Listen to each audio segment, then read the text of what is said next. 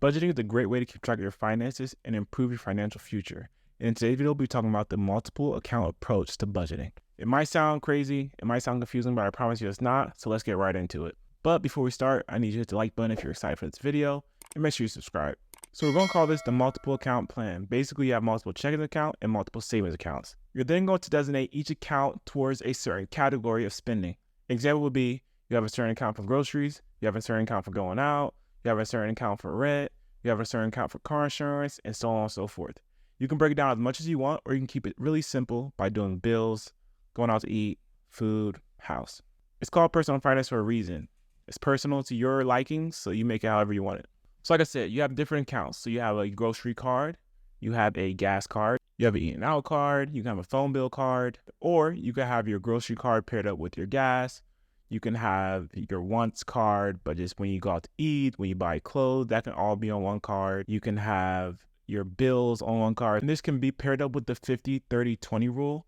So basically the 50-30-20 rule, if you haven't seen, I have posted a video about that. You can go check that out after this video. The 50-30-20 rule basically says that 50% of your money goes to your needs, 30% goes to your wants, and 20% goes to your savings. So you might be wondering, how do we actually do this? How do we work with multiple accounts?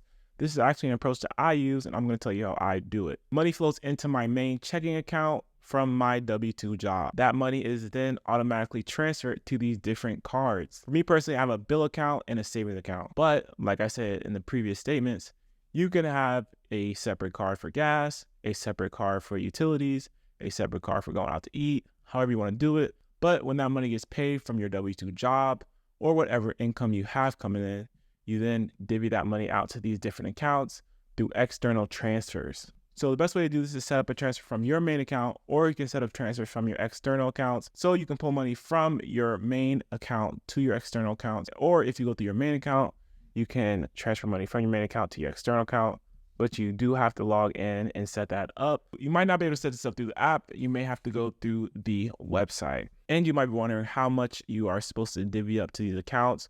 Well, that is up to you. You have to go through your previous statements and see how much you are spending in certain categories. Say last month you spent $500 on groceries, but you believe that you can spend $400 on groceries. So when the money enters your main checking account, you're going to send $400 to your grocery account. And that's the $400 you're going to be working with for the entire month. And say last month you spent $65 on your phone. So you're going to have a phone account or bills, and you're going to send $65 from your main checking account to your phone account. All right, let's use a live example. So this person makes $3,000 a month. They pay $1,200 for housing and $250 for utilities. They also pay $60 for a phone, $125 for car insurance, and $60 for the gym. Their groceries are $300, their gas is $200, and then going out to eat is $200.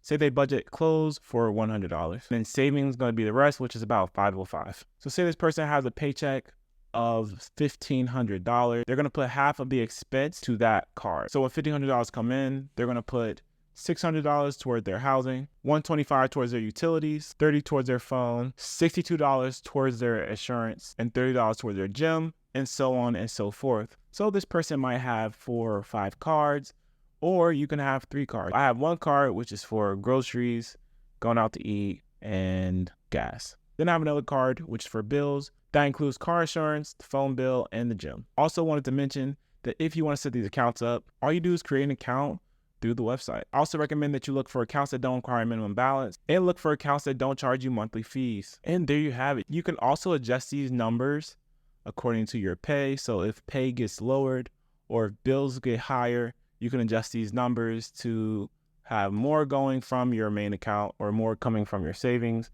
and going to the accounts that need to be adjusted. I hope you guys found this video very informing. And if you did enjoy this video, please subscribe and like, and I'll see you guys in the next one.